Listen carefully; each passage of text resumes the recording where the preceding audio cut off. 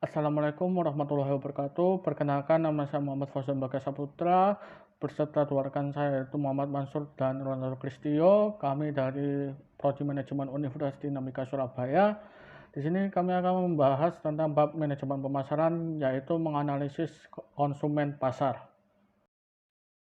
Yang pertama ada perilaku konsumen.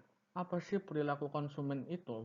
Perilaku konsumen merupakan sebuah studi tentang bagaimana suatu individu maupun kelompok dalam memilih atau membeli suatu barang maupun jasa untuk memuaskan kebutuhan dan keinginan mereka. Dalam perilaku konsumen ini dipengaruhi oleh beberapa faktor, diantaranya yaitu faktor budaya, sosial, dan pribadi. Selanjutnya ada faktor budaya. Budaya merupakan determinan dasar keinginan dan perilaku seseorang. Dalam budaya sendiri terdapat subbudaya atau subkultur yang lebih kecil dalam memberikan identifikasi dan sosialisasi yang lebih spesifik untuk anggota mereka. Subbudaya sendiri meliputi agama. Contohnya, umat Hindu tidak mengkonsumsi daging sapi.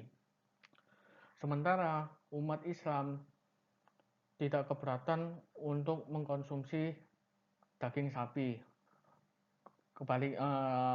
Contoh lain juga, umat Islam tidak mengkonsumsi daging babi, sementara umat Hindu tidak keberatan untuk mengkonsumsi daging babi. Selanjutnya ada kelompok ras, lalu kebangsaan. Kebangsaan di sini sebagai contoh, kita sebagai warga negara Indonesia sedang gencar-gencarnya dalam mensupport produk lokal dalam negeri untuk membantu UMKM atau UKM ke ajang internasional dalam memperluas target pasar mereka ke internasional. Lalu selanjutnya ada wilayah geografis. Contohnya daerah Maluku itu sebagian besar mengkonsumsi sagu sebagai makanan pokok dalam kebutuhan sehari-hari. Sementara di daerah lain itu mengkonsumsi nasi sebagai makanan pokok dalam sehari-hari. Selanjutnya ada faktor sosial seperti kelompok referensi, keluarga, serta peran dan status sosial. Yang pertama ada kelompok referensi. Kelompok referensi merupakan semua kelompok yang mempunyai pengaruh langsung maupun tidak langsung terhadap sikap atau perilaku orang tersebut. Nah, kelompok yang mempunyai pengaruh langsung disebut dengan kelompok keanggotaan. Sementara beberapa dari kelompok keanggotaan terdapat kelompok primer, yaitu seseorang yang berinteraksi dengan apa adanya secara terus-menerus dan tidak resmi seperti keluarga, teman, tetangga, dan rekan kerja. Lalu selain kelompok primer terdapat kelompok sekunder seperti agama, profesional, dan kelompok persatuan dagang. Selanjutnya, terdapat kelompok aspirasional, yaitu kelompok yang ingin diikuti oleh orang-orang tersebut. Selanjutnya, kelompok disosiatif, yaitu kelompok yang nilai dan perilakunya ditolak oleh orang-orang tersebut. Yang kedua adalah keluarga. Keluarga merupakan organisasi pembelian konsumen yang paling penting dalam masyarakat, dan anggota keluarga mempresentasikan kelompok referensi utama yang paling berpengaruh. Terdapat dua kelompok keluarga. Yang pertama, keluarga orientasi, terdiri dari orang tua dan saudara kandung. Yang kedua, ada keluarga prokreasi, yaitu pasangan dan anak-anak. Yang ketiga, ada peran status. Peran status di sini merupakan orang yang berpartisipasi dalam banyak kelompok, kelompok keluarga, organisasi, kelompok yang sering menjadi sumber informasi penting dan membantu mendefinisikan norma perilaku. Peran di sini terdiri dari kegiatan yang diharapkan dapat dilakukan seseorang. Setiap peran juga menyandang status. Selanjutnya, ada faktor pribadi. Keputusan pembeli juga dipengaruhi oleh karakteristik pribadi.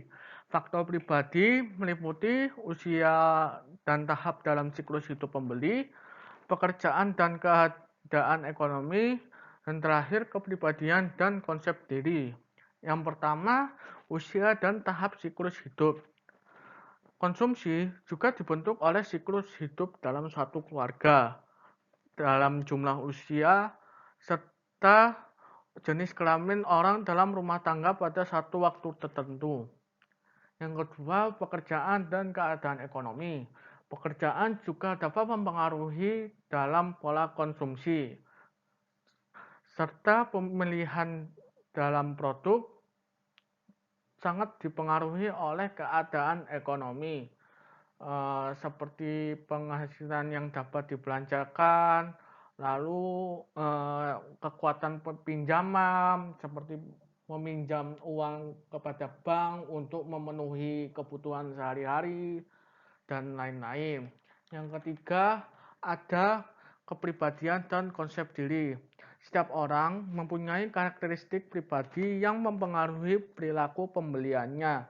Yang dimaksud dengan kepribadian adalah sekumpulan sifat psikologis manusia yang menyebabkan respon yang relatif konsisten dan tahan lama terhadap rangsangan lingkungan, terhadap perilaku pembelian. Nah, di sini terdapat kepribadian dan sifat-sifat dalam kepribadian dan konsep diri. Yang pertama ketulusan, yang kedua kegembiraan, yang ketiga kompetensi, yang keempat kesempurnaan, dan yang kelima adalah ketahanan. Selanjutnya ada proses psikologis kunci. Dalam proses psikologis kunci terdapat beberapa macam. Yang pertama motivasi dari Freud, Maslow, dan Herzberg. Yang kedua persepsi, yang ketiga pembelajaran, dan yang terakhir adalah memori. Dan ini adalah motivasi Freud, Maslow, dan Herzberg, yaitu motivasi Freud ini adalah ketidaksadaran manusia. Motivasi yang membentuk perilaku manusia sebagian besar tidak disadari, dan manusia juga tidak sepenuhnya memahami motivasi dirinya sendiri. Dengan kata lain, ini kekuatan psikologis yang membentuk perilaku adalah sebuah ketidaksadaran. Dan yang kedua adalah motivasi Maslow, yaitu motivasi ini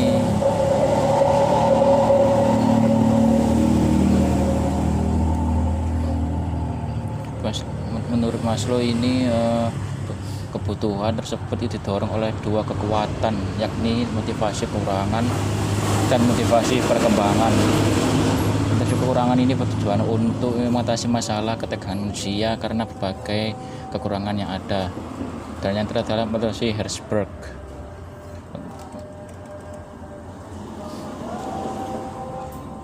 Motivasi Herzberg ini berdasarkan prinsip bahwa kepuasan kerja dan ketidakpuasan itu memiliki hubungan independen satu sama lain. Beberapa faktor itu tertentu dapat dikaitkan dengan kepuasan kerja, sementara faktor-faktor lain bertanggung jawab atas ketidakpuasan kerja. Di persepsi, yaitu yang pertama atensi selektif, yang kedua adalah rangsangan atensi selektif, tiga adalah distorsi selektif, keempat atensi selektif, yang kelima adalah persepsi bawah sadar. yaitu yang pertama adalah atensi selektif, yaitu terdapat pada situasi ketika itu seseorang memantau beberapa sumber informasi sekaligus. Penerima informasi harus itu memilih salah satu sumber informasi yang paling penting itu dan mengabaikan yang lainnya. Faktor-faktor yang mempengaruhi perhatian selektif ialah harapan, stimulus, dan nilai-nilai. Dan yang kedua adalah rangsangan, adalah distorsi selektif.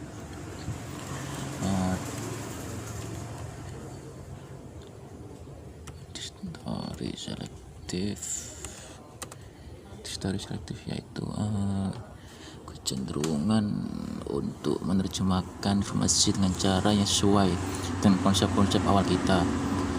Retensi selektif sekali bekerja untuk keunggulan merek-merek kuat. Hal ini tuh menjelaskan mengapa itu pemasar harus menggunakan pengulangan untuk memastikan pesan mereka tidak diabaikan. Dan yang keempat yaitu retensi selektif.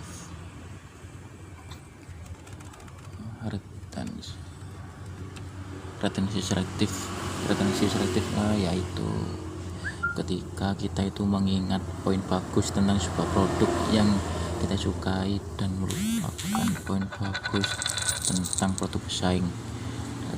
Retensi ini tuh sekali lagi bekerja untuk keunggulan merek kuat. Dan yang terakhir adalah persepsi bawah sadar. Persepsi bawah sadar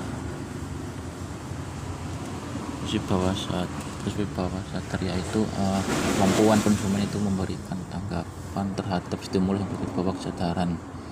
Contohnya itu ketika penonton bioskop sedang menikmati film, tiba disuguhi dua pesan yang ditayangkan secara cepat sehingga itu penonton tidak menyadari adanya tayangan pesan tersebut. Dan ini yaitu adalah pembelajaran. Yang pertama adalah pembelajaran dorongan diskriminasi bias hedonis.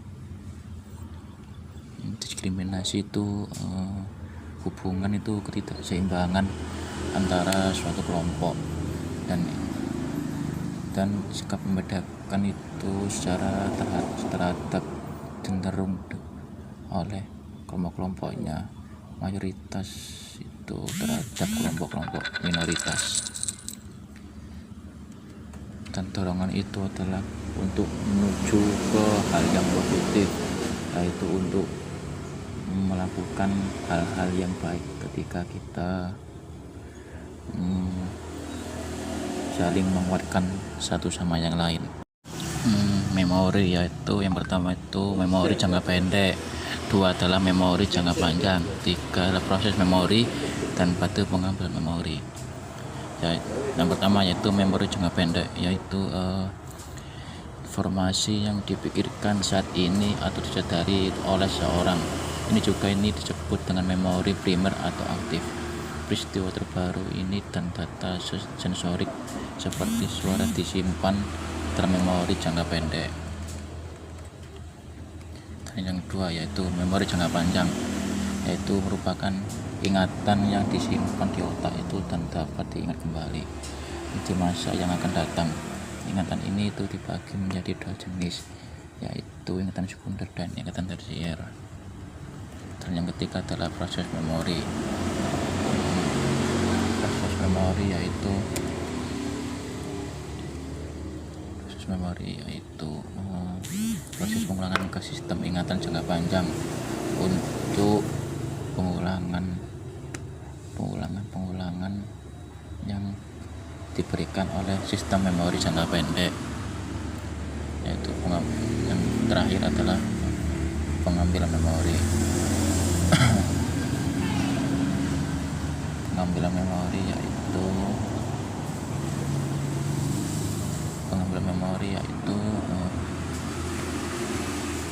pembuatan keputusan, yaitu peran individu terus menerus memilih di antara opsi-opsi alternatif, dikarenakan itu individu menyimpan, sedangkan tahap pengambilan kembali suatu informasi itu yang disimpan dengan cara retrieval. Dan ini adalah proses keputusan kemudian, yaitu ada 5 tahap model keputusan pembelian, yaitu yang pertama itu adalah pengenalan wajah, yang kedua adalah pencarian informasi, yang ketiga itu evaluasi alternatif, yang keempat yaitu keputusan pembelian, dan yang kelima yaitu perilaku pasca pembelian.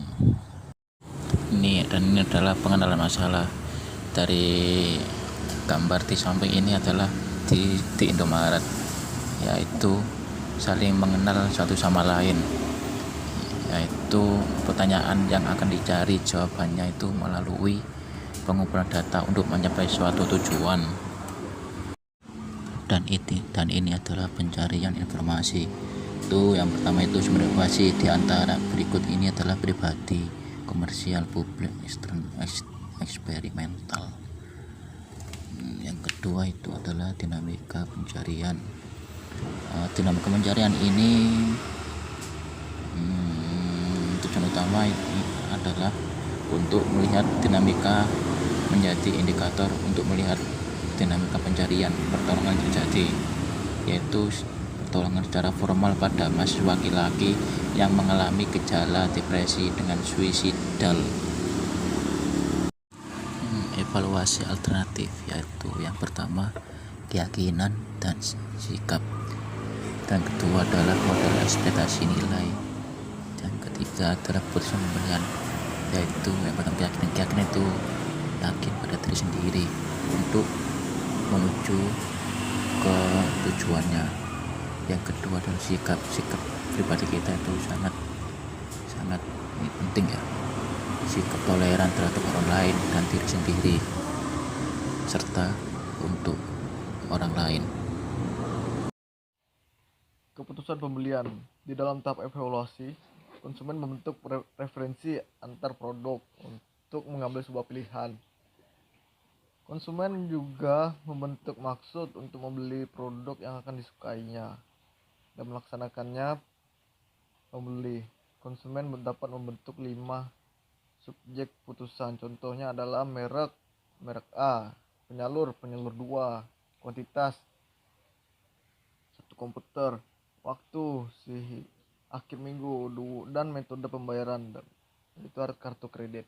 Sini ada 2. Yang pertama model non kompensatoris dari pilihan konsumen, dan selanjutnya adalah faktor intervensi. Perilaku pasca pembelian. Di sini pemasar tidak berakhir dengan pembeli. Oleh karena itu, pemasar harus mengamati kepuasan pasca pembelian, tindakan pasca pembelian, dan penggunaan produk pasca pembelian. Teori lain tentang pembelian keputusan konsumen.